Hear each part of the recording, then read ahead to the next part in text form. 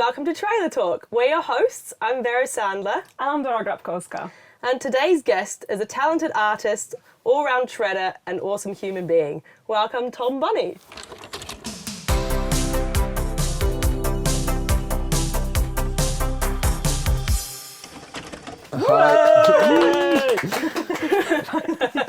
So Tom, welcome. We're so stoked to have you here, and thank you so much for coming all the way from Canada.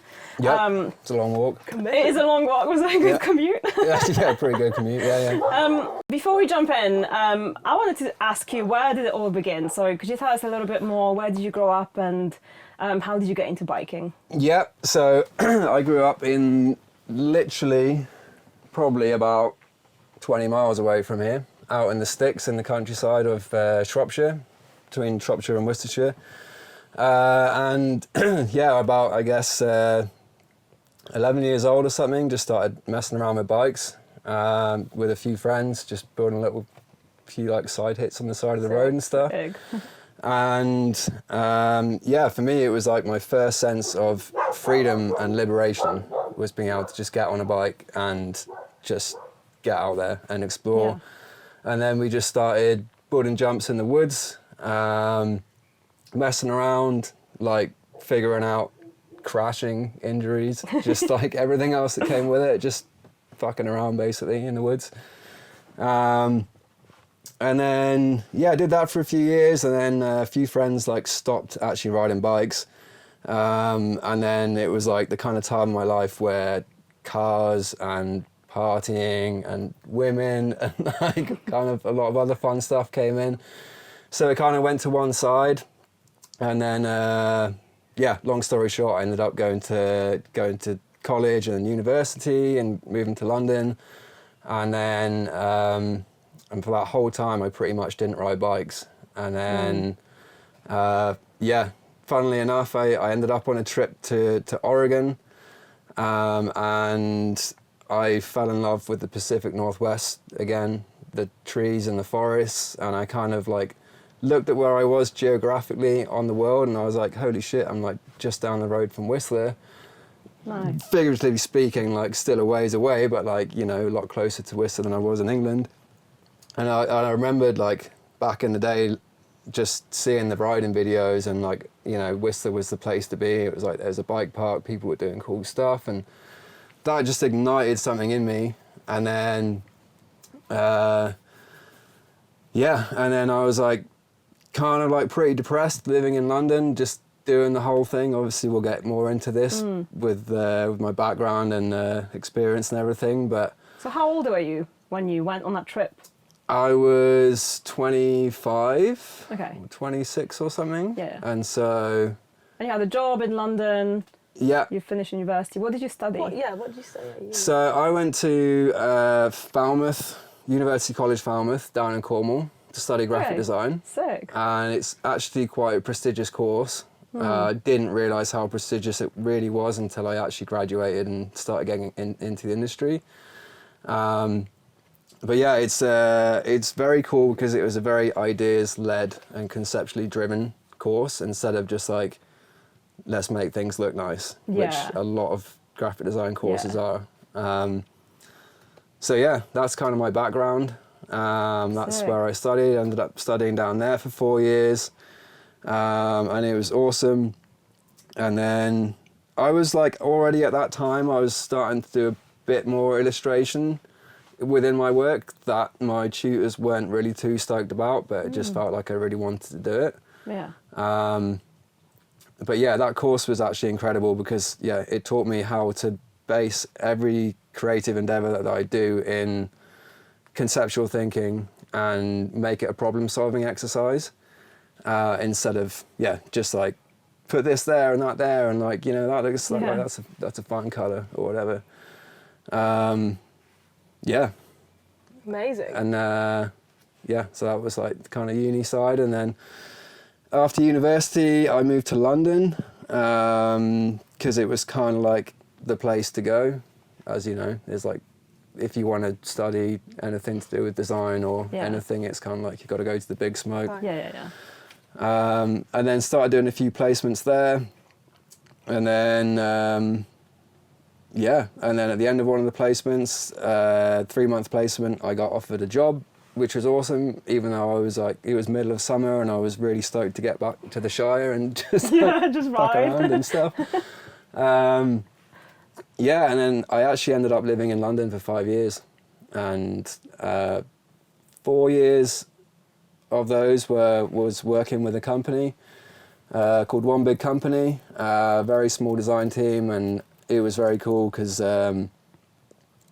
started off, there was only 3 directors. I was the 4th person in the company, and then by the time like we moved through everything, I was like, I don't know, more of a mid-weight designer and like overseeing the junior designers, overseeing the interns, and kind of just learning and figuring stuff out, working on a hell of a lot of like bread and butter projects, but also a lot of very cool projects where I was like able to do the things that I really enjoyed doing in design, which was like illustrative typography and like, yeah, a lot of branding, a lot of editorial, print-based stuff, screen-based stuff, a lot of stuff in the property sector.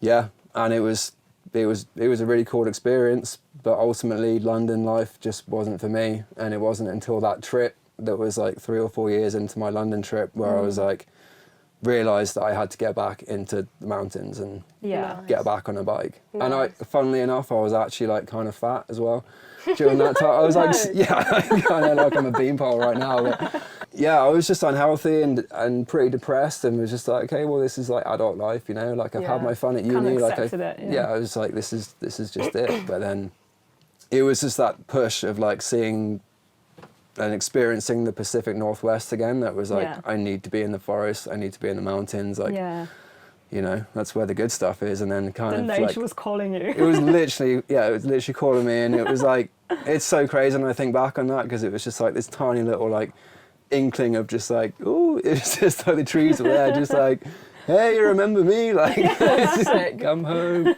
Sick. And and then from there, I first thing I did, because I was in London and I didn't have a car, and it's pretty hard to get out of the city, so I figured the best thing for me to do was to get a dirt jam bike and start riding the pump tracks and the BMX tracks. Started doing that a load. That was fun. I remembered how to jump a bike again, and it was kind of cool because I'd had like those few years of being a kid and learning how to ride then, so I kind of got a lot of like going over the bars and like smashing your face into the ground, like knowing, you know, not to do that and getting that out of the way kind of thing. So it wasn't quite so hard to like start riding again in my mid-20s. And then I was just loving it, and I was just riding the pump tracks and everything I could ride, like as many evenings as I could in London. And then I got a downhill bike because that's what I used to ride back in the day, you know, like riding those properly shit RST forks with like 18mm travel and thinking that like they were the bee's knees, just made with like plastic inside of them or whatever it is. They're like such shitty bikes, but I just always had a love of like downhill bikes and like being in the woods, and there wasn't like trail biking or like enduro or anything then. It was just like, you went in the woods, you'd like, no way would you pedal one of those things up. You'd push up and you'd ride down, and that was just biking to me. So then I got a downhill bike, and I started going back to visit my mum, because, you know, we grew up in the sticks and there was good trails where I grew up, close to Ludlow. And I just fell in love with it. And then from there, it was just like, okay, I need to start doing more of this, and started figuring out like going on holidays, and I was like, I need to go and see what this like bike park stuff is all about. Like, you know, it's fun riding like these little trails. I've got a downhill bike now, so I've got to check it out. And like started seeing all the content and the media, and it's just like, all these, you know, like big built up berms and stuff. I'm saying this as I'm just like sat next to like the most beautifully sculpted berms I think I've ever seen, but like that kind of shit, you know, when you don't, because there was nothing like that in England at the time. There was none of these bike parks. I never rode bike park at all in England. And then then I did a trip over to the Alps, just a week trip, and like I was full like Jerry mode. Like looking back, it would have been so funny. I'd totally be calling myself out on the lift. What pads on top of trousers and Just Define the look. Just like, I know it was like so scary. Obviously, you know, like I'd never done lift access stuff, and then suddenly there's like all these people and everyone's bombing around, and it's like, but I was just like, holy shit! Like there's like a mecca of people doing the very thing that I want to be like striving to do, and suddenly like the gears are starting to like work, and you're like, wow, this is really cool. Like, why the hell am I over there in the city, like when I could be out here? And then from there it was like going back. So yeah, was fully stoked on that trip, even though we had it was like out of the week holiday, I think 6 days were torrential rain. Classic. You got one like good day of riding, the rest was terrible, but it was like whatever, like, you know, get you out. gotta do it. Yeah, just have fun, just fuck around. And then went back to the UK, and was like, okay, I need to figure out how I'm gonna like go and live the bike park life, or like figure out a more sustainable way, instead of just like going on like one holiday a week or something. Yeah, cool. Yeah. I had no idea at the time that like people were out there riding every day and like having this much fun, and like, you know, making it a kind of lifestyle instead of just like a fun little thing you do on the weekend. And and then so at that time then I ended up going freelance in London, because I figured I'd done enough time working for a studio. It'd be cool to earn a bit more money and like try and set myself up for kind of moving away from London. And I still had this like dream in the distance of like getting to Canada. And then, so I started applying for my visa for Canada. And then that was just taking ages, because it was just so hard. There's so many people applying for it, and like, quite a long process as well. Yeah, it's a bit of a ball ache. Yeah. But and then the visa didn't come through, but by this point I was just like so over just the whole London thing. I was like, well, I've got to do something. So looked into other places to go, and it was like Queenstown seemed pretty cool. Nice. Down in New Zealand. But it was like coming into our summer season, and I was like, I've got to get out like ASAP. So I was Panic like, all right. mode, where do I go? Yeah, so I was like, all right, French Alps, like that seems like a good bet. So that was it. I did my like 5 year to the day stint in London. Saved up a bit of money and was just like, hell yeah, I'm going to take the summer off. And then I moved to Morzine, and that's where I met you. Nice. So was that 2016? That was 2016, No way. yeah. So it's almost 10 years ago now, which is crazy. Yeah, it's crazy. Yeah, it's actually wild. linked up. So it's crazy how it's linked up as well, because Tani, who we had last time on the podcast, she was doing this ride with Fox in Leger. So I went out there on my own to Crankworks, and I went to this ride. The ride was cancelled, but there was a Fox party on afterwards. Yeah. And that's when I met your ex-girlfriend, Kirsty. And then she said, oh, like, you have to come round and like, you know, you have to meet all these rad dudes that are staying in the, like, we got a house for a season, like, you're going to come over and like hang out with us. Shout out. I was like, yeah, okay, I'll come. Wow. And then, we met, like, I met so many friends, so many people I'm friends with now to this day. Wow, it's beautiful. It was honestly so funny like, how these little so connections funny how it was all in life linked up as well. lead Thanks on to to like, Tani's ride, that didn't happen. Yeah. I think the weather was really bad. It was. I was racing crank roads, and it was so muddy that in my In downhill Leger? race, So you were there. I didn't even know you then. I know. But it was so way, muddy no that way. I couldn't even. My bike clogged up halfway down the trail, and it wouldn't move. Like my wheels wouldn't move, so I had to just walk down the hill. I was like, sounds about right. quite the walk of shame. Mate, I actually was raced. so muddy. I actually raced as well. Cool. I just remembered. I did this the dual slalom on a kid's bike. Oh yeah. They had this like stupid race, Fun, and that I was sounds- like, "This is so much fun!" I managed to get a kid's bike out, like from one of the bike shops, and it was the scariest thing ever because it was such a tiny little bike, Yeah, and I remember that. the dual slalom was quite steep, And I was just like, what am I That was doing? mayhem, wasn't it? I got on the podium because I was the only girl doing it. Yes, so I can say I've got a crank with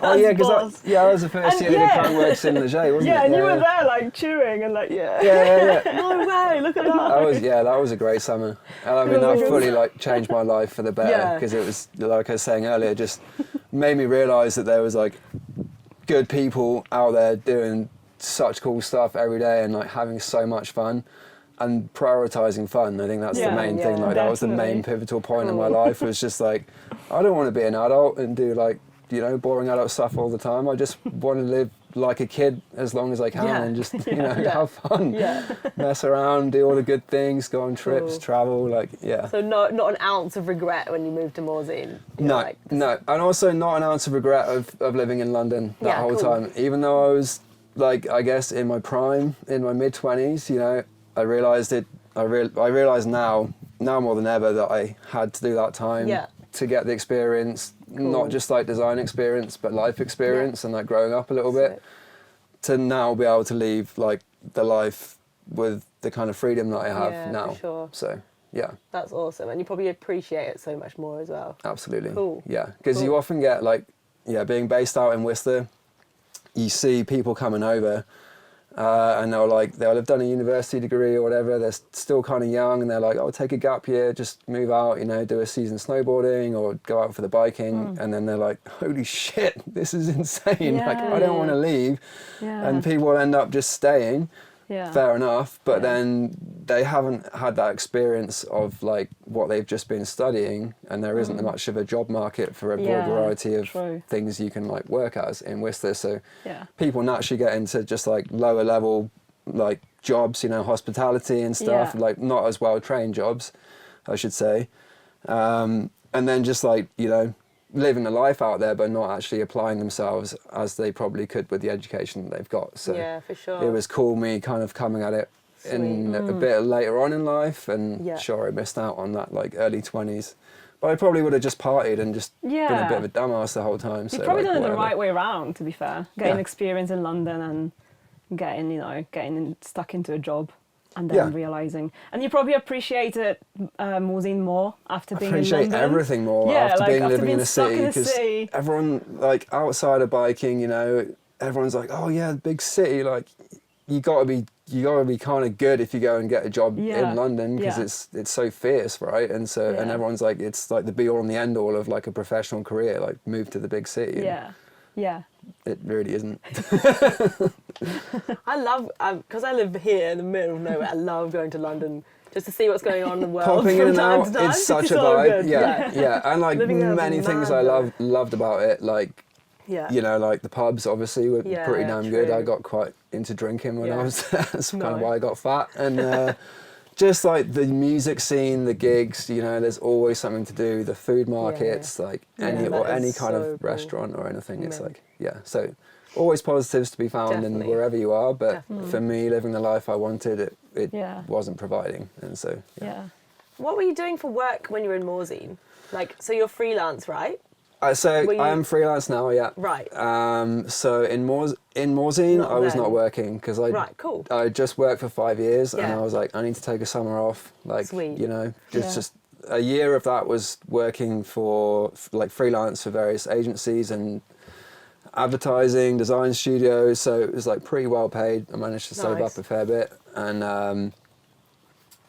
but then I was just like, take the summer off, and then.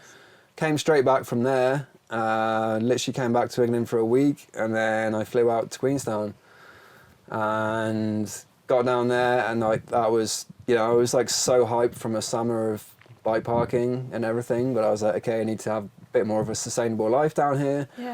So obviously embraced the lifestyle of Queenstown, of bike park, Gorge Road, just getting out, like camper vanning, you know, just kind of starting to live somewhat of the life that I do now, but just like, you know, getting into it. And in Queenstown, I actually worked for a design studio for 3 days a week, I think it was, or 4 days a week, and it was they were awesome. They like fully supported me in being flexible, and I would be flexible to them. It worked both ways, and it allowed me to have a pretty decent wage, but also a lot of time to Yeah. like That's go and awesome. ride. And Perfect setup. That's so it was cool. the That's- like Yeah, the work-life balance is the one in Queenstown because I lived Yeah. there so long ago, oh, and yeah. I Oh, but of I was course, yeah. but I think it was even it was like maybe 2014, and I was like trying to be a downhill racer, but because I was trying to afford the overseas like the race season, I was just I lived in this cool place where I could.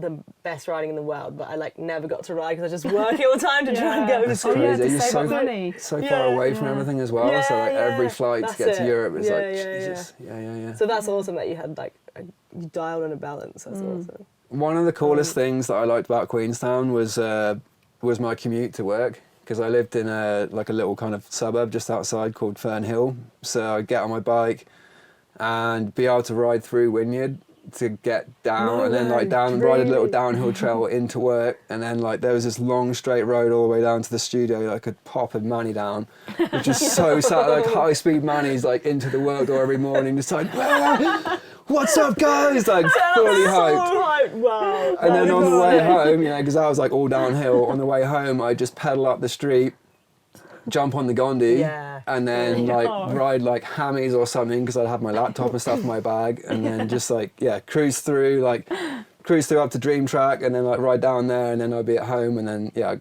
normally just grab all my like bike, my big bike, and all my gear, and head straight back to the bike park. That was Nice. What a dream life. Unreal. But like just that so little, like cool. it's the little things, right? Yeah, It's like yeah, that yeah. would like make me so happy just being Yeah. able to do that, and Yeah. just always put me in a Mint. good mood when I was getting to work and stuff. Yeah. And, Definitely. yeah. Sick. So. How long were you in Queenstown for then? I was there for a year. Sweet. Did you do winter there then as well? I did a winter there, and I'd never do a winter there again. Fair. Why not? Well, the snow's terrible, and there's no trees, and Right. we got like 3 power days in a whole season. But that's when I did learn how to properly snowboard. Yeah. I'd already done like a couple trips, like week trips out to the Alps, but it was fun because I was learning, and Yeah. it was like it was still like an awesome time. I had lots of friends up there, and it was sweet. But then that's kind of when my life got flipped on its head, because I'd been there for a year and I loved it and I wanted to stay. It was like the place for me. I was like, this is everything that I've ever dreamed of, like not just biking, but like in life and lifestyle, and had a good job. And at the same time, actually, I was starting to do a few more freelance gigs within the biking industry. So that was actually, it was the Fat Cats t-shirt that I did for Morzine. Yeah. That was kind of the first t-shirt, I guess, in No the way. biking industry. And that was just a bit of a mess around thing, that like Yeah. inside joke kind of thing. Yeah, was that your first merch project? I think it was, and we had like Yeah. some big Les quotes and stuff on the shirt, like, Yeah. what are you talking about? Yeah. It was like so random. Like, Because our crew, like, we thought it was like the sickest crew ever that we had in Morzine. Tom made us some t-shirts and we were all repping. yeah. So that was your first like mountain bike related like design. Yeah. Design. Yeah, job. because we Sick. just felt Yeah, yeah. so Such a cool way badass to. and like, Yeah, I can love that. Yeah. this is so cool, the best life ever. Yeah. Like, we were all repping it. Yeah. And, Nice. I think we were pretty badass. Yeah. I think it is. I'd love to see the. Do you have like a pic of you on the The tees? t-shirt is so sick. Yeah, I I still think we mine. got, Yeah, as I still remember, mine. we have like a really sweet photo of us with Yeah. like the Swiss Alps behind us, or like maybe Epic. Yeah. Mont Blanc or something. Yeah, just I- good actually, yeah, times. because I remember I got them printed here in the UK. You sent me the design. For the shirts, And yeah. I think it's the same guy who's just printed our brand new Really? merch. Yeah. By the way, check how much. Link in the description. Like and subscribe. Anyway. Anyway, sorry, back to Yeah. back to the Sorry. pod. So you were saying. So yeah, so So yeah. Yeah, Everything so was going sick. You had like. everything was cool going work. good. Like I said, I had a pretty sweet studio job, but it was part time, and so it allowed me the space to start taking on my own work. And just to backtrack a little bit, whilst I was in London, I was starting to do quite a lot of merch stuff, but not in the mountain yeah. biking space. It was like Yeah. I did a few band t-shirts for metal bands. Cool. That's like, That's sick. very heavily influenced my life and my work, heavy metal. Yeah. Yeah. And then, a couple of clothing companies. There was this one clothing company called Hard Times Clothing. and they were pretty new, and I don't know how the guy found me, because it didn't really have much in the way of like, I don't know, a lot of art up online or anything, but he did, and he liked my stuff, and anyway, started doing a bunch of stuff for him. So yeah, starting to do a lot of more illustration based stuff on the side of my like much more corporate design job. Yeah.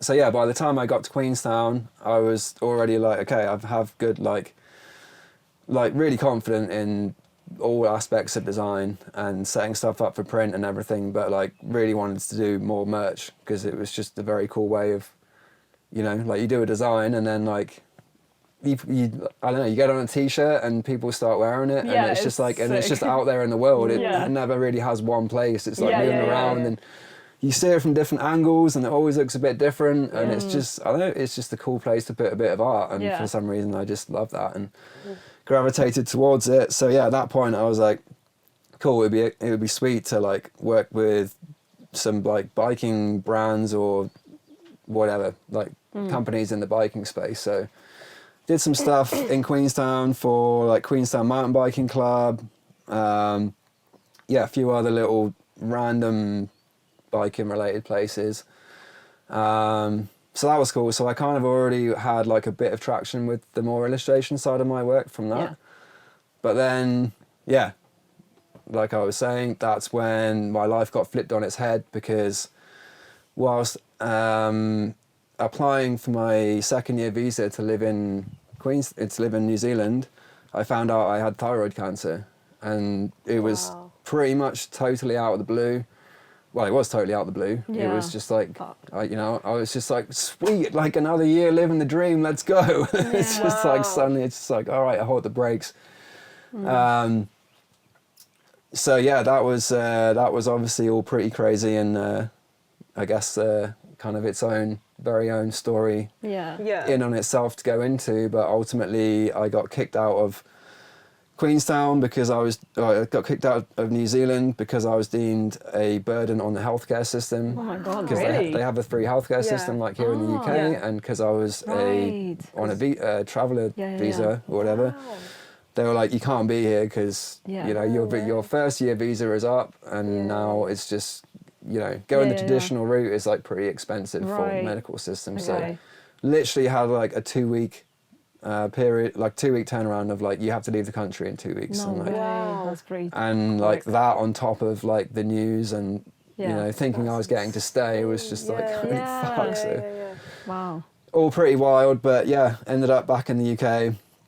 And then, yeah, Kirsty, my partner at the time, had just been doing a course in natural medicine and like natural healing. And so I had like a lot of knowledge on that, and had been like banging on about it to me. It was actually the last year we lived in London together, like she'd been doing it, and I was still like, drinking a lot, and was like, yeah, like this health stuff, like whatever, like, yeah, okay, like that's cool, Complete but opposite. just, yeah, pretty much. But then suddenly it was like, fuck, like I had all this knowledge to lean in on, and like all these Yeah. other sources of information of people healing holistically. And yeah, I covered my bases by going to see surgeons and doctors and everyone in the UK in case anything got worse. But I just really wanted to heal naturally and prove to myself that I could heal naturally, and prove to other people that there was a way. Cause Yeah. So like- what were the options that you were given? the options were have surgery to remove your thyroid and then be dependent on medication every day for the rest of your life. Right. Wow. If you miss 1 or 2 days of this medication, you die, Wow. apparently. What? And also it leads on to all sorts of health conditions like Yeah. osteoporosis, weak Yeah. bones. Yeah. That was a big one. I was like, Yeah. someone that's just getting back into being Yeah. really Yeah. stoked on bike riding, Yeah, I how can't am I have weak gonna ride bikes? bones. Yeah. It's just not For going to sure. work Yeah. out. And then like all sorts of other things like mood swings and like hormone disorders and Yeah.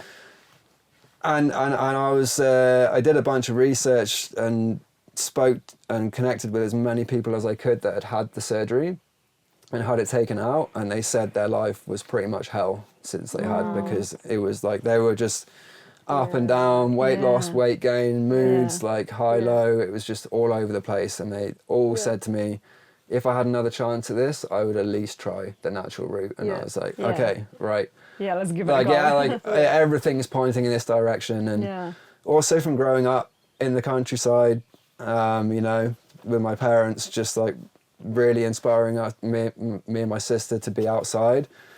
Always had that connection with the natural world, and you know, eating good veggies, not buying so much stuff from the stores, just eating like as naturally as possible, and being grounded on the earth as much as possible as well. And that obviously like led very naturally back into biking when I was a kid.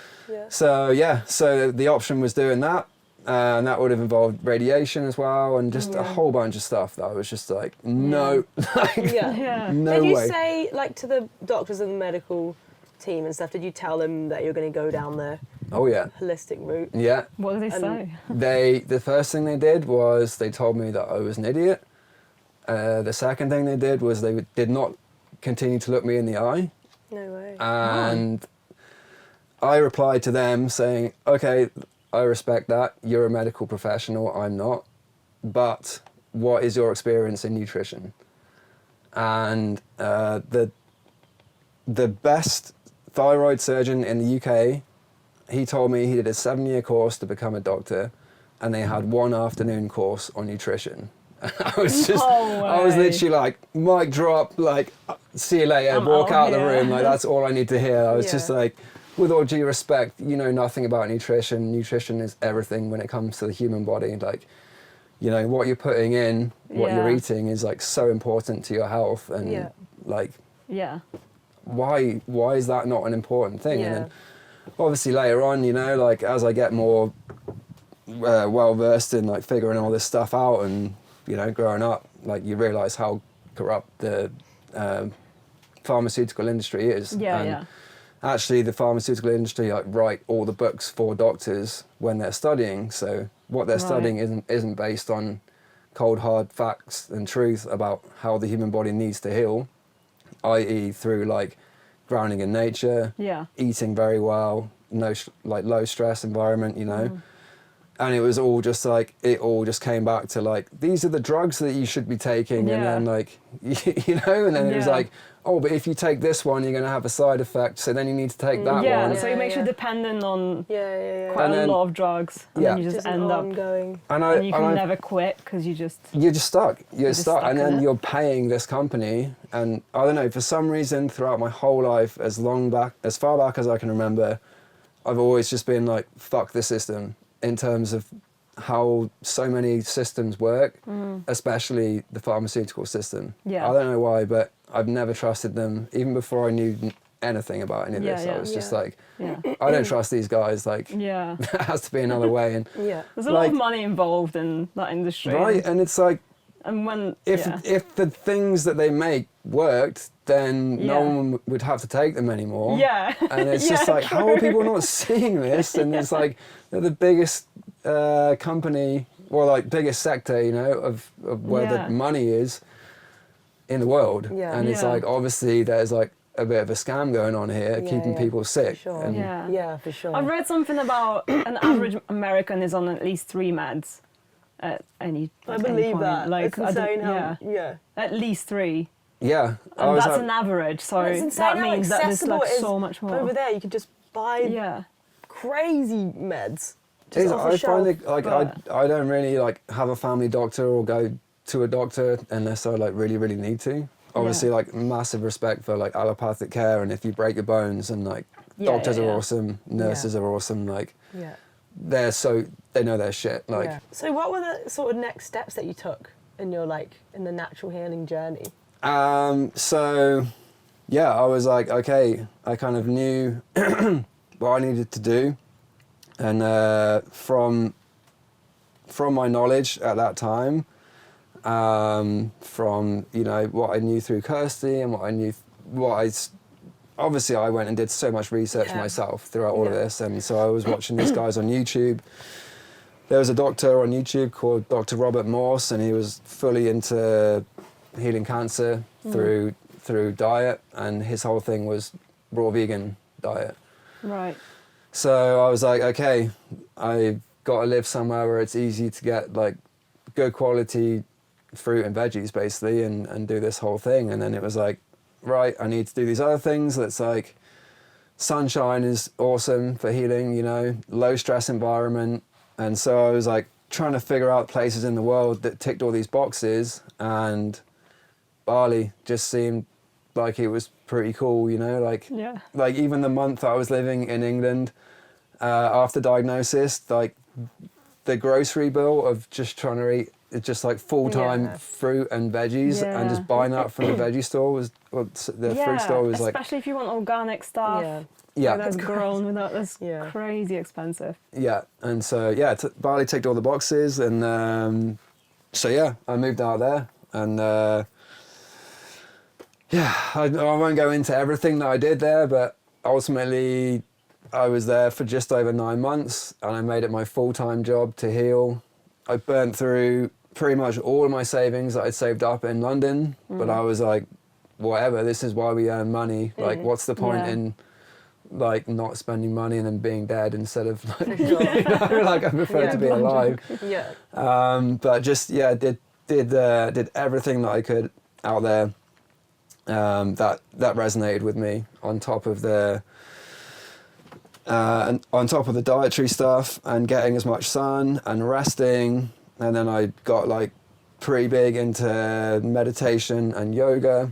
And then and it's like there's such a serendipitous way that things seem to work in Bali, especially a town called Ubud, which is like a very healing, it has a very healing like energy about it, and a lot of people go there to heal. Things just happen like so serendipitously, like you'd just be like sat having a conversation in a restaurant or something, and someone will overhear and they're like, sorry, I couldn't help it over here, but I know this one person that does this thing, and then you meet them, and then they're like, oh, have you tried this? And amazing. It just, there's like this, I don't know, it's a very beautiful thing that I've never experienced anywhere else, but obviously that's what I needed at that time. Was there anything in Bali that you found that really helped you? Like something that you've learned apart from all your research that you've done beforehand? The standout thing. Just the mangoes. Mangoes! I can't say shout out mangoes. Like those things changed my life. Like on top of the like just full raw vegan diet. I was doing mono fruit fasting.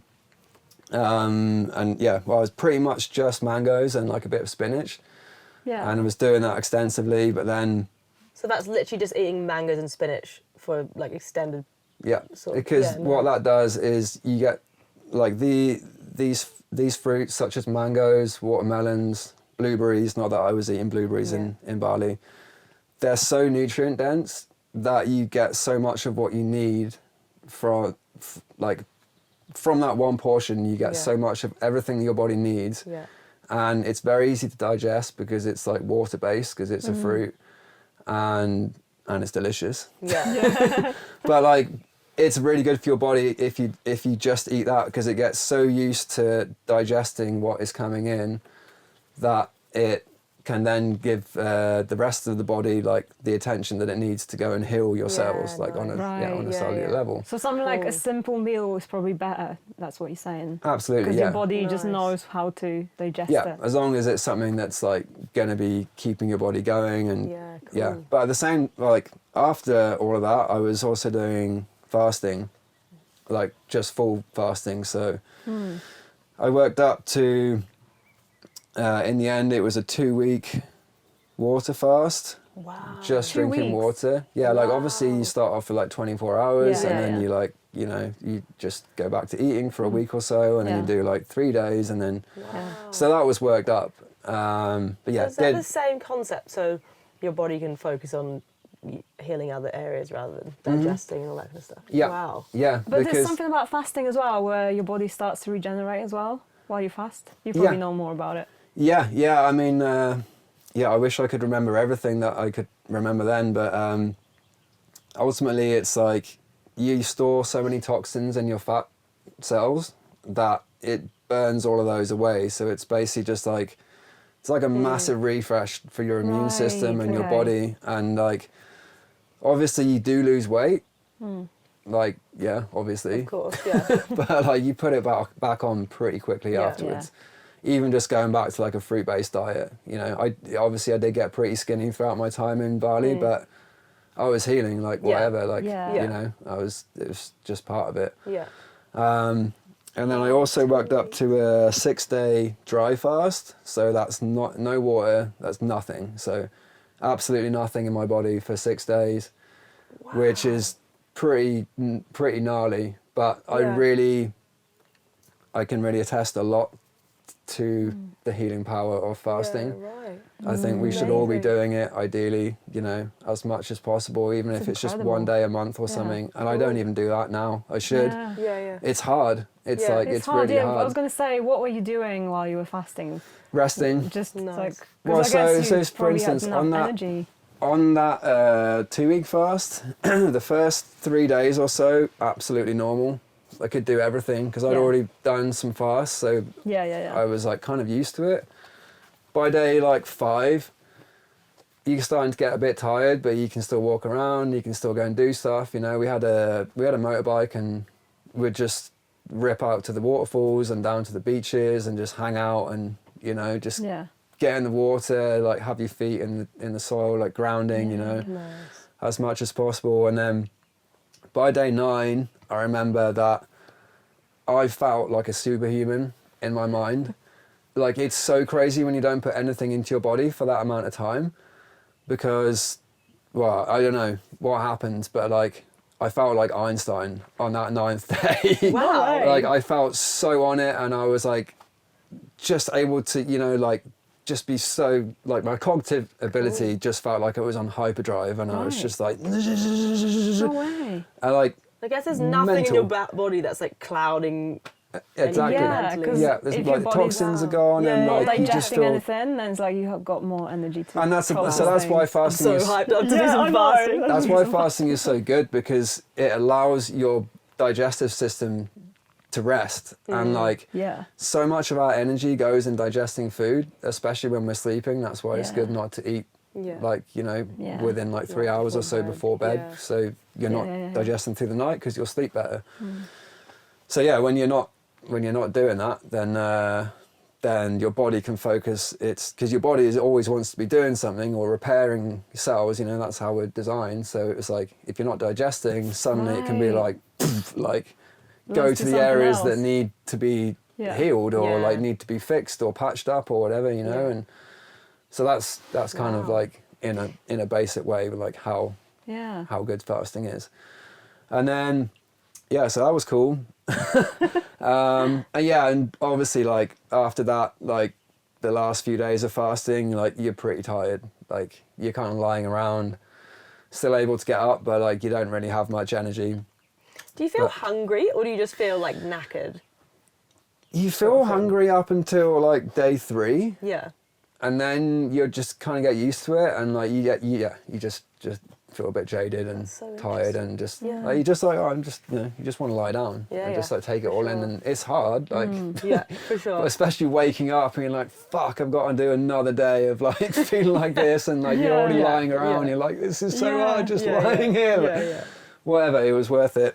But and at the same time, through another series of events of actually Kirsty going and doing a meditation course and meeting a really cool woman on that course, who then was doing some healing with this shaman that she knew. I got introduced to this shaman from Chile who trained in the Amazon jungle in Peru, but then was now like traveling in Bali, and I started doing Kambo with him, and that's very, very insane medicine that you can take for like gnarly diseases like cancer, like, you know, things that is like, okay, I've got to reset my immune system. And traditionally it's taken in the jungle to help heal people, ranging from just like normal sicknesses, you know, all the way up to like deep healing. And it's essentially it's taken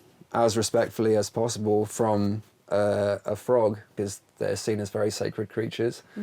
And then it's put on a stick and it dries, and then what happens is obviously when it comes to doing a ceremony, which is like a very one-on-one intimate thing, you put water back on this kind of dry bit of secretion, and then you have holes basically like burnt into your skin with like an incense stick essentially, and it's not like a massive stab. It's just like you just need an open wound to apply this secretion into, and basically you start off with like 3 dots on your arm normally, or like normally up here actually, and what happens is the shaman will administer it and scrape it up from this stick, put it onto these 3 open wounds, and like straight away you can feel this like this feeling going through your whole veins, and it's like so overwhelming, and basically it's like insanely purgative. So it's like burning or something, or it's I don't know how to describe it. It's very overwhelming. You feel like you get very hot because like by the moment that they put it into your skin, it's like give it a few seconds and you can just feel it traveling through your whole body, and like as soon as it goes down your arm back into your heart, then it's just like out into your body, and then it's just like holy fuck. And then like at the same time you're one-on-one with the shaman, and they're singing with you, they're singing some Icaros from the jungle, and it helps to just get all this stuff out of you and release any negative spirits. And so what your body is going through is it feels like it's been poisoned, so you're sweating immensely. You want to throw up, or like sometimes you might need to shit. Like it's just like your body is just like get everything out. Every pore is open, and it's like it's so overwhelming. And the first session is always just like, what the hell have I done? Am I going to die? And the whole thing only lasts 15 or 20 minutes. Obviously it feels a lot longer when you're in it because it's so intense, but you're fighting. But the funny thing is it makes your face swell up, so you actually look like a frog. You get like the Cambo lips, and it's always just like the one little glimmer of hope at the end of just like, oh shit, I know like by the time I know I can get up, I can go and look in the mirror and like have a bit of a laugh about this. And, but I was introduced to Cambo, and I don't know, it's gnarly, but it felt really good, and ended up just doing a whole bunch of sessions with more and more dots, so it was getting more and more intense each time, and like with all of these dots, and I felt pretty cool at the end of it. I think over the course of like 5 or so weeks I had 114 dots. Wow. And like you can't do it in the same place. And so you start, I think that's right, you start on your lower arm and you move up, and the closer you are to your heart, the more intense it is. So anyway, I had dots went all up my arm, both sides, and they went down my chest, and I had dots coming all up my leg, and it was like this like warrior outfit that I'd earned, and I was like, fuck. With like, the frog face. With the frog face, pretty much like full-time frog face. Like, obviously you wouldn't do this, like you'd always have a few days in between sessions for your body to like recoup and everything. So what were you getting out of it? What were the benefits? Just detox. Detoxing on like the craziest, deepest, gnarliest level, or like I guess you could say quickest, not to say that I was like trying to bypass anything, but like just a very immediate way of like deep detoxification of my system. Physically or mentally? Or both? Everything. That's the thing, and so this whole experience was leading me more into a much more spiritual mindset of my life and my healing. And this is when I realized that you don't just heal your body in a physical form, you have to heal it in a spiritual and a mental, and you have to heal so many aspects of yourself to really heal. And then throughout all of this I was also doing all these crazy things like crystal healing, like realizing my chakras were actually out of line, and like if you told me all this kind of stuff like a year before that, I would have gone like, shut the fuck up. Like, imagine you travel back in time to London and you told that guy exactly, in the pub, and I was in the pub, yeah, I'd be like, yeah, right, like whatever, like hippy dippy bullshit or whatever. But like, I don't know, I can speak from experience, and I can say that like there is so much truth in all of this, and I don't know, for me it worked incredibly well, just suddenly dipping into this spiritual realm and then being like yeah, holy shit, there's like so much to this. And yeah, I did some past life regression, found out about these two characters in my past life that were like butting heads. Like one of them was this pirate, and he actually ended up getting scurvy. And he was like very much like, fuck the system, very rebellious, like traveling the world, like, kind of, I guess, more in line with me. Yeah, pirate. But then this other one was a monk, a judge from more of a kind of medieval time period. And it's so funny when I got told all of this, because I'm so drawn to medieval art and like medieval weaponry and things like that, and castles and everything in my work. And also I've loved pirates my whole life from being a kid. And so it's just like, I don't know, when you do these sessions, like you're so unaware, like that you're kind of hypnotized, but you're still very with it, and you're totally unaware of what you're saying, but it's just coming out of you, and they're asking questions and it's coming out. Was that in Bali as well? This is in Bali. Amazing. Yeah. So that comes up during some kind of ceremony where you subconsciously... Yeah, it was like a 3-hour session where, like I said, you're kind of hypnotized, but you're still very with it, and you're just talking, and it's like this, but like I'm not thinking about what I'm saying, and I'm lying down with my eyes closed, and stuff is coming out, and they're making notes and deciphering what's happening. So it turns out I had these two characters.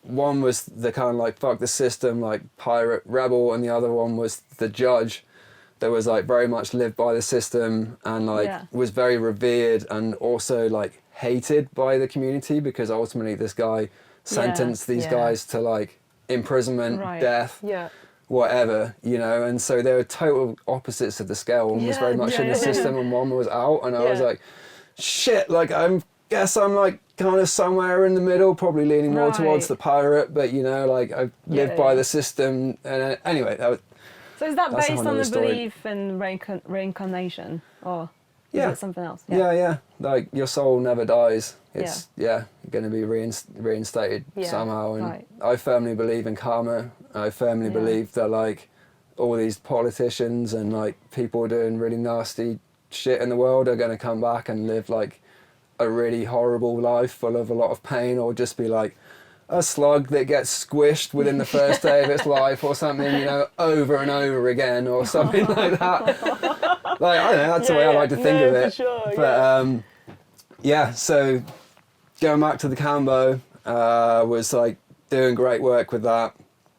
And then Andres, my shaman, he invited me to an ayahuasca retreat. An evening of ayahuasca, because he was inherently a shaman administering ayahuasca. That was his thing. He did Cambo as well, but ayahuasca was what he was trained in. And I'd always kind of had been drawn towards ayahuasca, but I don't know, it never like come to me, or I never wanted it enough to go and seek it. But when it came to me in that moment, it was just like, of course I have to go and do like this, like now is the time. All these things now, I wanna... And I was so scared going into that, because when you're healing, you think that there's going to be a lot of bad stuff inside of you, like that's why you're sick, that's what we're led to believe. So I was like, fuck, is there some sort of trauma, like childhood trauma, like I don't know, I had a really good childhood, so I didn't think it was anything like that. Past life trauma, I don't know, some sort of trauma. And I went into it, it was like so scared, like way gnarlier than hitting like a massive jump or riding a steep line or whatever for the first time, in a different level of fear, like am I going to die, am I going to be a different person? But that first night, 14th of April 2018, changed my life, like completely. I had the most beautiful ceremony ever. pretty intimate, like 6 other people. And I went through so much shit, and yeah, I realized like a deep-rooted fear was in my life was breaking my neck, and in my ceremony my body was literally trying to break its neck, and I was like thrashing around, and I was like embodying the spirit of a lion almost, and I was like roaring, and like that was just one tiny segment of it. So much stuff came up. It's a whole journey. I cannot recommend doing this enough if people are called to it, because it's so deep, it's so real, and it's so incredible. But ultimately, I came out of that,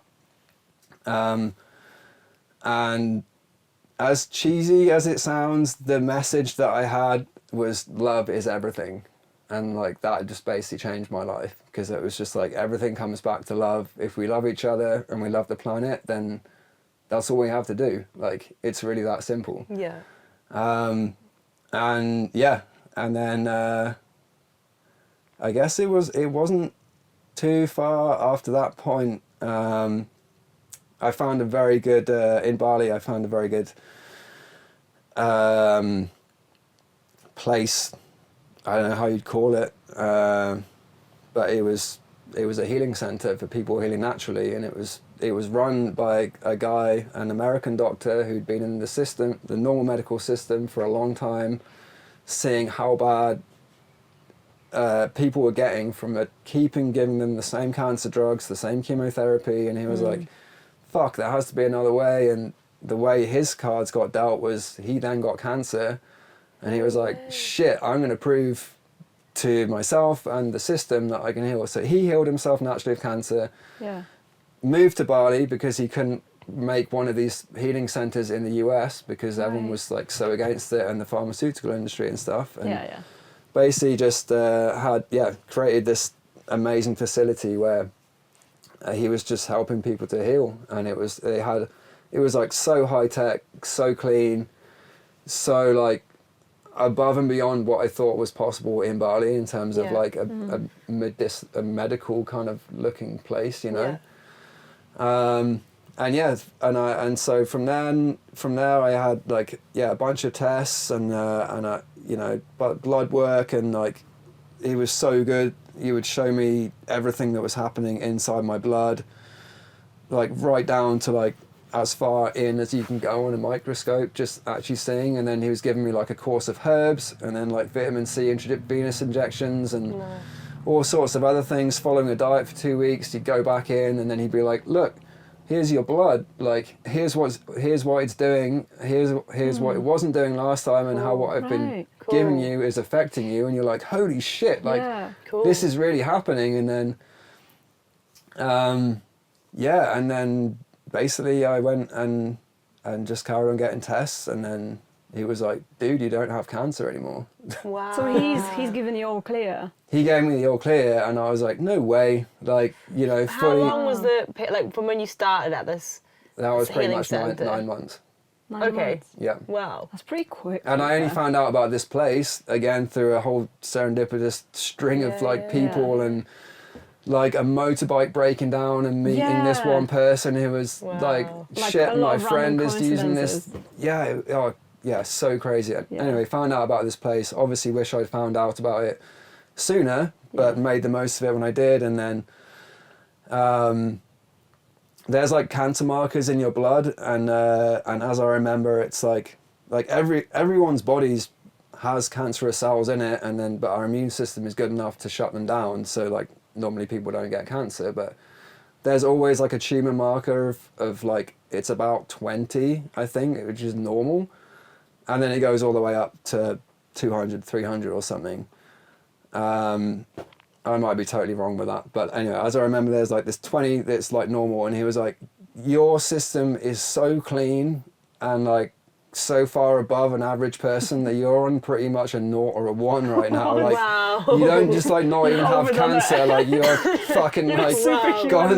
Yeah, and I was like, what? You've become a frog. Yeah, literally, it was like embodying the frog spirit. And anyway, I made him do the test again to make sure, and it was like same results, if not even like slightly better. And did you go back to the UK and prove to the doctors, like, in your face? Yeah. Did you? Yeah. I went back and oh, actually no, shit, I didn't actually.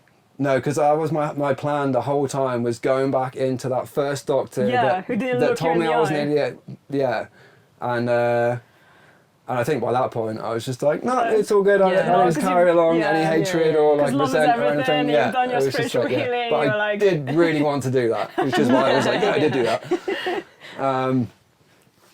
And then so that was kind of that, and I was like, shit, like, all right, I guess I did it. Like, fuck, I obviously What that's a everything that I was journey. What a hoping crazy, to, like... but when you'd actually do it, and then I remember like calling my sister, and she was just like, shit, like it actually worked. Like I had the full support of my family, which I'm so blessed for throughout the whole time. But like obviously they're concerned because you never know how these things are going to go. But yeah, she was just like, yeah, it really worked. And I was like, yeah, it really did work. And like, I haven't just healed like this one thing. I feel like I've healed myself on so many other levels. Like, you know, like I don't know, I wouldn't react in the same way to things and be like upset or angry or whatever. Like, negative emotions still come along. Obviously, it's very natural, but like I learned how to deal with them that much better. Amazing. And just had this, I don't know, this feeling of trust in the universe as well. I didn't feel so alone. So that in itself made me feel like, I don't know, when you're on like your true path, you always have support, whether that's like the community around you and your friends, or I don't know, going back to this ayahuasca ceremony, and I did a few of them, as well as like some DMT, and anyway, got very, very into the kind of spiritual, like deep psychedelic, but psychedelic for healing realm when I was doing all this. But just I met my spirit guides, and I was just so aware of them there and them being there, and it was literally like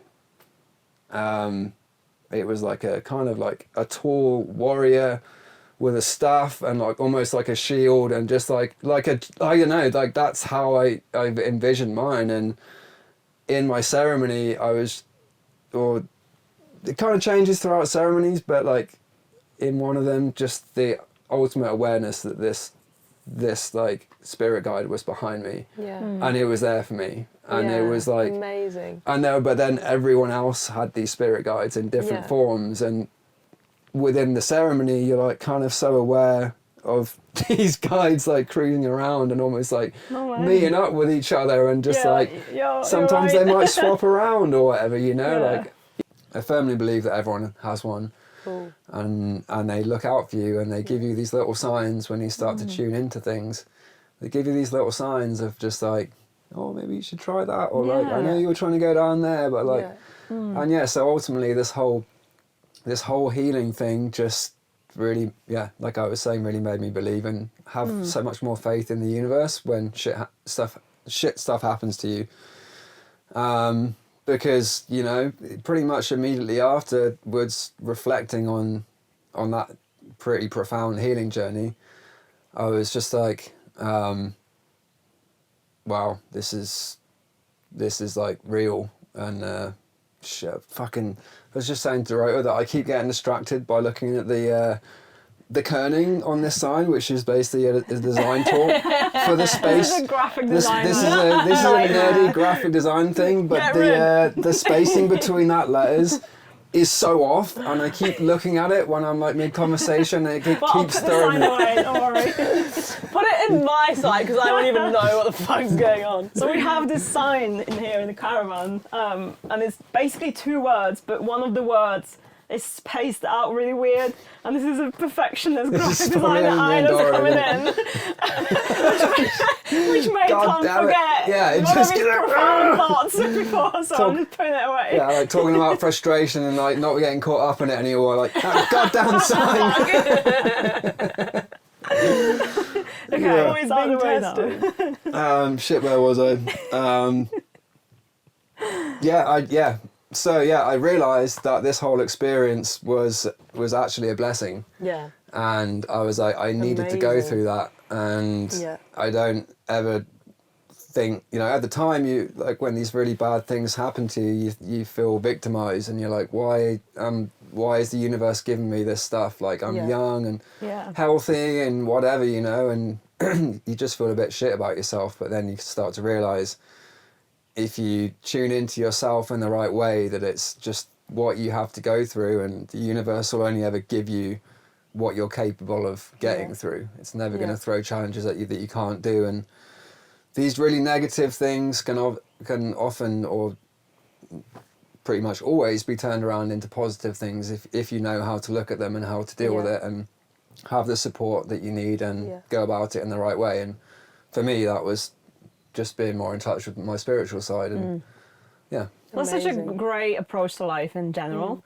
Just seeing the positives even in the worst situation ever, and knowing that, okay, I'm capable of dealing with it, and I can get through it. And even if it means I'm going to take massive risk and say no to everyone who's telling me that it's not going to work, I'm going to still go and try and do it, because why not? Because there's something to be said for proving people wrong. But also, like, the full commitment of, you know, obviously you've been handed a really shitty card, but you're like going into it fully committed. You know, you're moving to the other side of the world. You're like trying every sort of like holistic healing method you can find. That's like, that is just like pure strength, isn't it? Which is really, really cool.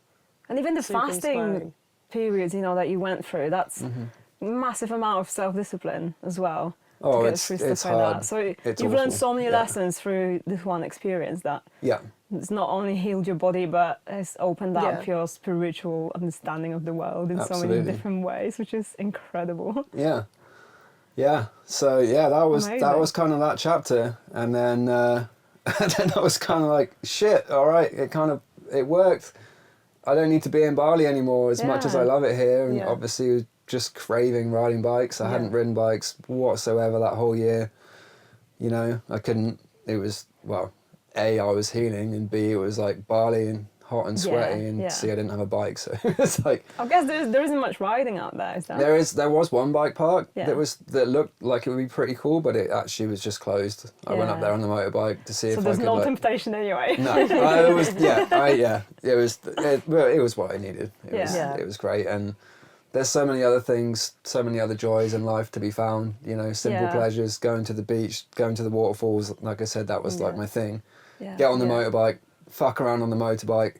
The thing about the size of Bali is it feels like you're like in a GTA map, where it's like big enough for a whole bunch of stuff to be explored, but small enough to get to know all the roads and like figure out how to get places without using G-maps or whatever. So I was just like, I've got to drive down every road. I've got to go and see like every waterfall, like get to the top of every mountain I can, see every temple, and tick it all off, you know, because I just loved it, and it just gave me like a distraction, and So what was next? So then you thought, okay, it's time to ride bikes. Well, throughout that last couple of months of being in Bali, my Canadian visa finally came through, and so I had like a year window of being able to go and, you know, activate that. So you had to go. So and that was the ultimate goal, right? So I was like, right, okay, this is what I wanted. I had to get to that one thing, and then but now I can get to go and do it. So it was like, all right, I guess book a plane ticket to Vancouver and just go and do the thing then. And and then ended up in Canada. Was like put up by an old schoolmate, Will, and his wife Julie. So shout out to them, because they really helped us just settle in Canada. And then obviously I wanted to be up in Whistler. I moved to Whistler for a couple months, and then lived the full, like, you know, bike park, like park rat dream, I guess, of just being in the park every day. Didn't have a pedal bike, like we'd go and hit the dirt jumps here and there on my dirt jumper, but it was like all about the big bike, and just it was just like, I've got like 9 months or a year pretty much of time of biking to make up for, and it's like I've got to get as many laps in as I can before the end of the season. And but the funny thing is, like, we had this whole like shitty thing happen with our landlord, where we found a place, and it was like classic Whistler, a bit of a party house, but then it got into winter or like fall time, autumn time, sorry, I should say, because I'm sat in the UK right now. God damn it. And he put the rent up by double, and I was just like, no way can I pay that. And so it led us to like move back down to the city actually, and but that whole thing was again a massive blessing in disguise. Like I was so bummed. I'd just gone through this whole crazy experience trying to get to Whistler. Yeah. Finally got to Whistler, and then the universe was like, no, like you can't, because we just couldn't find any more housing. Yeah. It was so hard. It was already at a point where all of the houses for winter were filled up. So yeah, but then what that basically led me onto was meeting the community of dudes and dudettes at Air Rec Centre in Maple Ridge, which is just outside Canada. Sorry, just outside Vancouver. Just outside Canada. Just a little island in the middle of nowhere. Air Rec Island! That's your pirate pass. Yeah, exactly. Yeah. But like, yeah, I mean, it's funny. Went for one session. It's an indoor bike park. Yeah. They had indoor bike jumps. Unfortunately, it's not around anymore. But yeah, ended up going there, and then there's this one guy, Moose, that used to work there. And if anyone's listening to this and knows Moose, then they're probably going to be having a chuckle right now, because just like talking about this guy just brings smiles to everyone's faces, because he's just like a comedic genius. And anyway, he talked me into getting a season's pass, like a year's pass at the park after my first day, and I was like, oh shit, I don't know, man, like I don't even have a car, like I can't even get here. And it was just like, said all of the things, gave me the spiel, whatever it was, like, you know, taught me into it. Like that's what Moose does. And good salesman. yeah, excellent salesman. And and then there we go. Then I'm just like, all right, I'm locked in. I need to go ride here more. But I was like, this is actually sweet, because this is like, this enables me to have the fun that I wanted to have as a kid on my dirt jumper, and like be able to learn all the tricks that I wanted to learn when I was like a kid, you know, when I was like 11 growing up. Yeah. Because they had an airbag, they had like a bunch of dirt jumps, there's a skate park, like, you know, later on they had like this pretty sweet mulch set up. And I couldn't do any tricks at this point in like my biking career. It's like a one-hander and a one-footer. You can do suies though. Maybe a sui, yeah, but like just having this like community of riders to like, because you just turn up for a session there and there was always good people, there was always good vibes.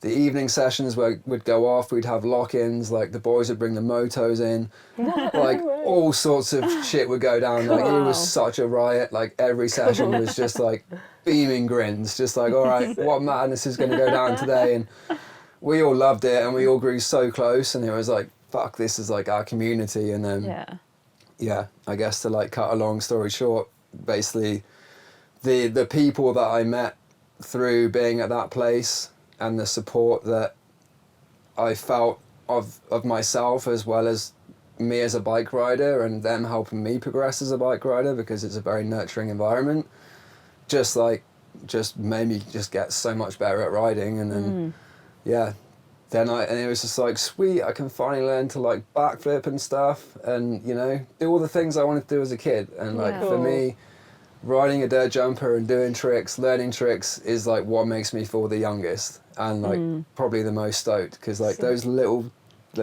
like bits of progression that you feel, or you finally get the trick.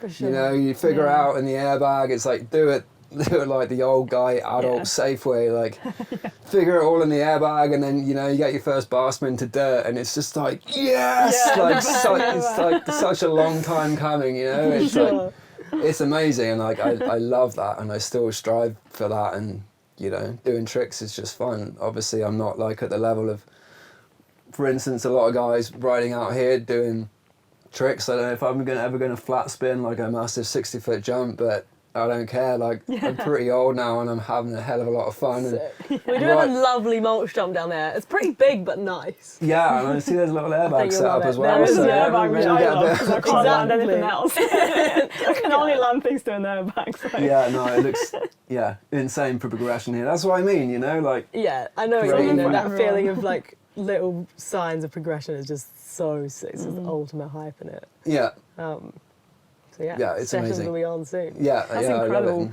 I love it. And did you work for any bike clients at the time? So you had some clients in New Zealand, but did you manage to make some connections in Canada? Yeah, so Yeah, so at this time I was back in the city. I actually started working for a design studio called Onbox for a couple of days a week, and they were like really awesome guys. They both rode bikes. They got it.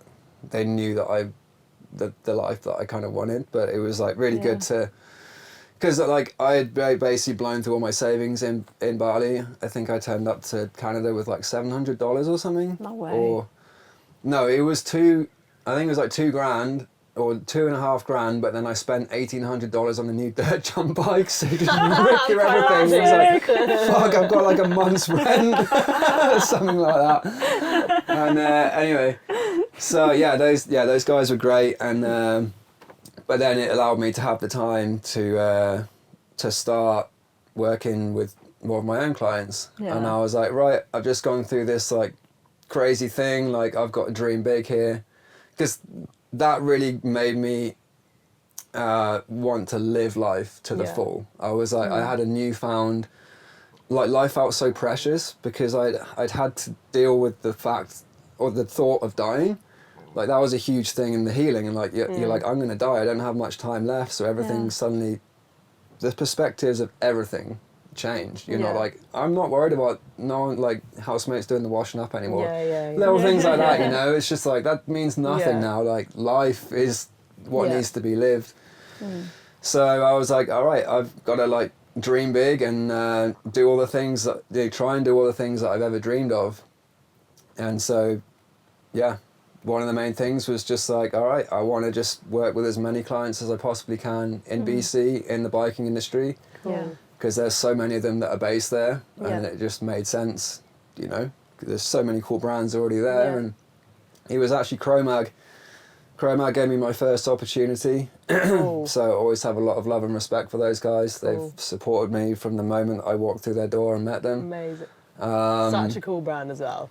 Yeah, they're Just, incredible. Like, legendary, aren't they? Insane. Such cool people. Like they all jam out with instruments and like they're DJing, like there's always a vibe when you go in. There's like a couple of drum kits upstairs, like the guys get it, and it really awesome humans, and obviously they do all the social rides and you know, and their products are great. So yeah, nothing but good things to say about those guys. And anyway, because when I first got to Canada, I was like, you know, trying to get my name out there. I didn't really have much in the way of a portfolio of like biking stuff, but I was trying to get into that, so I was like emailing around everywhere that I could, and Chromag were the first ones to like bite, I guess, and so I did a design for them, and they loved it, and it still is their best selling design of all time. Amazing. They've done it in a few different colours, but like it's funny because I did the design, but then Will, who's the graphic designer there, shout out Will, who's an amazing human as well. He's actually from very close to here as well.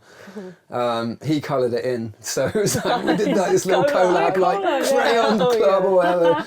So yeah, he coloured it in, and then like I did the line work, and it was pretty cool. And then so that was cool. And then from there, it just like things just snowballed. Like other companies saw my work and were like, oh yeah, let's do something together. Like let's do a project, and then.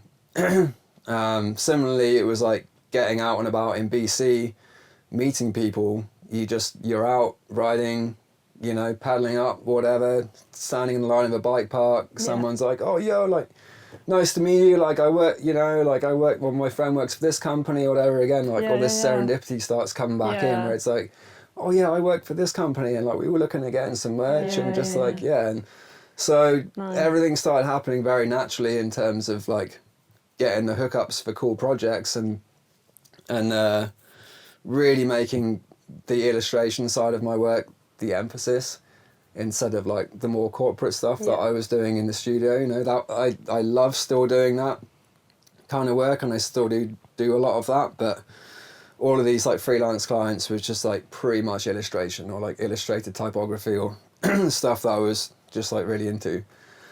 And then I guess then COVID hit, and because we were a very small team at the design studio, there's only 4 of us, the 2 like directors, I guess, and a junior designer and me, and because of COVID happening, a few of their retainer clients dropped off, and they were like, shit boys, like we've got to let someone go here. And I was like, dude, let it be me. Like this poor, like, this junior designer, Chris, he's just got into the industry. He's been working for like, I don't know, 6 months or whatever. Like he needs this job way more than I do. Yeah. And at the same time, those guys have been so supportive of my freelance work and were like, dude, you just need to go and do this full time. And I was like, but I like working in the studio and hanging out. And so that was like the push that I needed. And then, and then it was like what I like to call the legendary summer of CERB, which was like the CERB benefits was what we got given in Canada when you lost your job. And, COVID happened, so everyone was on CERB and you kind of just, it was like, was it furlough here or something? Yeah. Was it the same, like, what were you getting over there? The same as your usual wage, or was it like a... No, it was like a minimum kind of thing. I think it was like just under $2,000 a month or something. So like you could just about pay rent and live on it. But it wasn't much, but it was like, shit, you have all the free time in the world and you can still pay rent. So it was like awesome in that way. But like me and my friends just had a really crazy summer basically. Like towards the end of COVID and stuff started kind of opening up, we were just out in the camper vans. I had a van, road tripping all around BC, just like obviously being respectful to everything that was happening in the world. But sure. we were like, we realised, I was like, we're only going to get one chance at this and it's probably going to be this one summer, so let's just go and have fun. And we did, and we went all around BC, we rode bikes everywhere, we had an absolute time. But coming back from that, just like being able to do that for a couple months, coming back and still having a few months of CERB, it gave me the space to start taking on carry on going with my own clients, and start building that up to a point that I could sustainably live off with having a bit of income from the CERB, from the government. So that was like really handy for me. It was like that final push, the final kind of safety net of like, okay, still get a bit of money, but like then I had the time to do it. And then obviously when you earn enough, you come off CERB because you don't need it, it's a benefit. And so I was like, sweet, all right, I can work for myself. So I just had to keep that going. And then I guess that was 5 years ago now. So last 5 years, just been working full time for myself. Wow, cool. And taking on lots and lots of fun projects. Like it's funny when you work in a studio, you get like 10% of your work is like really good stuff that you're like really into, and 90% is like kind of bread and butter stuff that just needs doing that you don't, it's not as fun. It's a bit more corporate and whatever. You still learn a lot, but that got totally flipped on its head now. Like now I'm in a position where I don't have to take on every job that comes along if I don't want to, but 90% of the stuff I work on I'm like fully into, and I'm like really stoked on, and I wake up and I'm like, fuck, I don't even want to go riding yet. I want to get into this project or whatever, like I get so into these things. So there we go. That's kind of the last few years, and just been fortunate enough to work on some really cool projects, like mainly merch in the mountain bike industry, and I still definitely take on a lot of like other kind of design stuff, like branding, logos, editorial design, a few websites, things like that. But I just love doing the more illustrative stuff now, and I don't know, and then just having a few clients that will come back to me year on year because their designs sell successfully, so they'll just do another run. Guys like Forbidden, Burgtec, do like pretty much all of their designs. Yeah, if you haven't seen the new Burgtec collection yet, it's all Tom's designs and it's insane. So cool. Yeah, stoked on that. Yeah, cheers Dan at Burgtec, legend. Stoked on all that, and that's like testament to like an awesome collaboration. Like Dan came to me with some ideas, and he asked me to pitch in some ideas of myself. So, it just worked out awesome, and he was like, I want some colour this time, like the first drop we did, it was just kind of black and white. A lot of my stuff is kind of pretty monotone.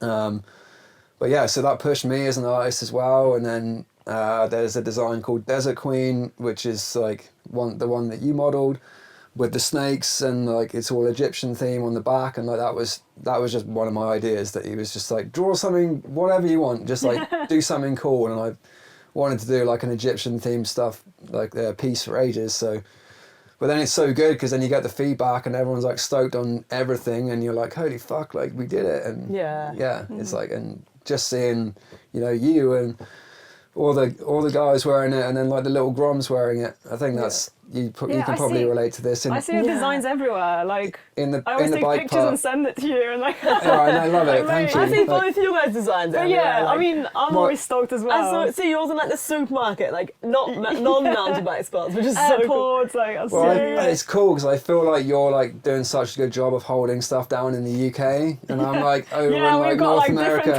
but we're just like. Oh, it's so close, and it's just like fuck yeah. I don't know. It's like we have a pretty good grasp on the mountain bike scene, and like it's so very cool. Very similar to your your approach as well. Like I love illustrating now, and this is my main sort of like that's amazing. main thing. But yeah, it's amazing. Like what you mentioned as well about putting your artwork on a t-shirt is like a completely different feeling. Seeing it out there and people like wearing it, it's like it's kind of like feels like you're the guy behind the scenes, and no one knows that you did it. And it's you feel like a secret agent. Yeah, like a secret agent. Like, and I love that feeling as well. It's like they don't know I designed it. I kind of like that. Yeah, it's funny. Like I don't know. For me, spending so much time in the bike park in Worcester, like I don't know. It's like some days I see like 10, 15 designs, just people, and it.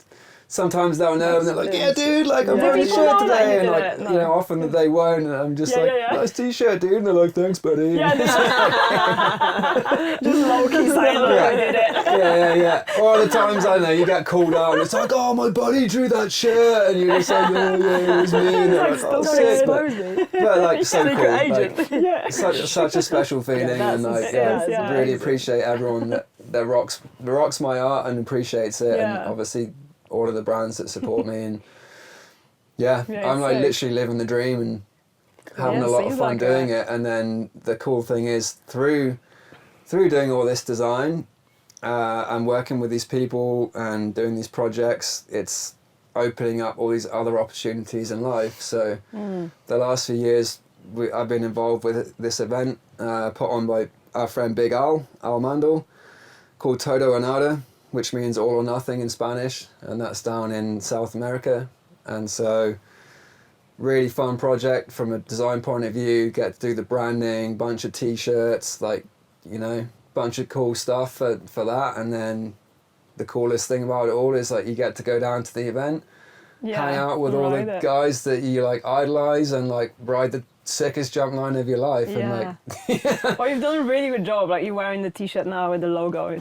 It's so sick. Yeah. So sick to see the brand, and you've done merch for them as well. I've done a lot of stuff now, and we're pushing it more into like a kind of lifestyle brand as well in the future, and expanding.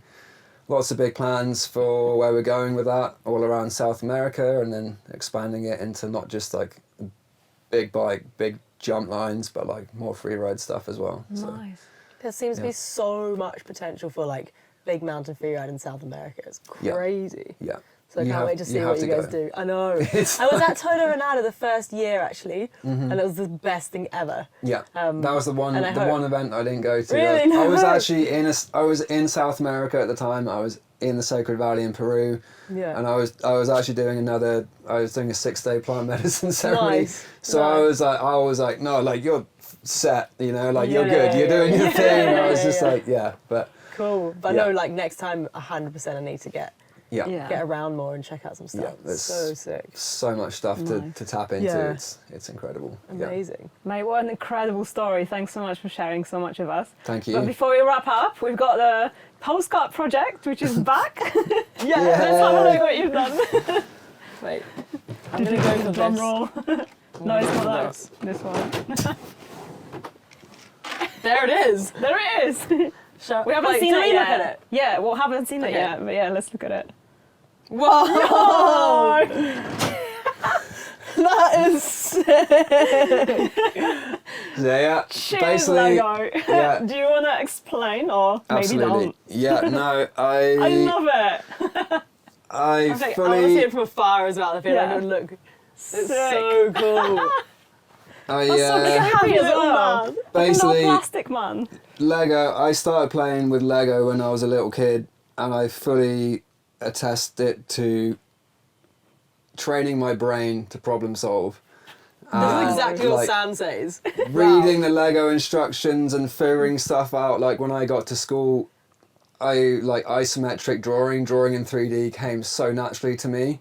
And I was like, why can't everyone do this? Like, obviously it looks like that. It's easy. You just Do you think like... it was Lego then? Absolutely, yeah. Maybe you And just had putting a things together, getting hands-on, superhuman like ability. it, Amazing, I fully yeah. think that it completely changed my brain when I was a kid, and Wow. and you know, play, fun, all the things that I love. Shout out doing to now. Lego. Shout out Lego, Big up yeah. Lego. Like if you want to Sponsor us, sponsor guys. me, like please send me some bins. Like Send us let's some play. Lego, we're going to play. Like I love That it, is so and interesting. it's I love it. yeah, it's playing, right? It's playing, problem solving. It's fun, and I still play with Lego now. Sick. I've been doing some Lego nights with my friend Stu back in the darker Nice. months of back in winter time there. So that's been a lot of fun, and yeah, I don't know. I just feel like it's fully a part of who I am now, and I love it, and Sick. it just I want to see on a yeah. t-shirt. So cool. Like, Pretty I cool, want to yeah. wear it. I was gonna Harry, draw like the Lego skull, but I was like, no, it's got to be just the classic, Yeah, that's like yeah. smiley, yeah. So it's Sick. just like the Lego, and it's like that's that's what it led to. Just Yeah, it's life. just like endless expanding of consciousness. yeah, something like that. Yeah, thanks Apparently so much. Lego is... wait, I gotta get this straight, but someone told me they own like the biggest tyre brand in the world. Maybe. They make the most tyres in the world or something? Like Lego, They know they do. the They little make Lego- they're the biggest tire manufacturer in the Yeah, world, right. even though it's Lego tires. Yeah, yeah. But they make more than But like they car make tires. so Lego many. tires. Yeah. Oh, because they're small, so they make a lot of them. Yeah, I don't know, Make, there's just- well, they pump out so many. Yeah, they're the like, biggest. they're They're the biggest toy more brand than in a the tire world. brand. Yeah, yeah, it's crazy. Maybe they should make some mountain bike tires. Yeah. Lego. Oh my god, Lego bike. Like, slammed a big drum. No, Spinning out and through. no impact, like nothing. Like insane. Thanks so much for coming on. Thank you. Such a cool story to hear. Yeah, very, I very wish cool. I could Lego. carry on. Sorry for all my No. rambling, but yeah, thank you Or guys. maybe we'll get you best. on another Yeah, time. maybe there'll be a part You two, can that'd come be back. sick. Absolutely, yeah. Anytime. Anytime. Yeah. Please. All Right, right. sick. Thank you so much, Legend. mate. Woo! Let's have a look at them jumps. Yay. Yeah, Sick. let's.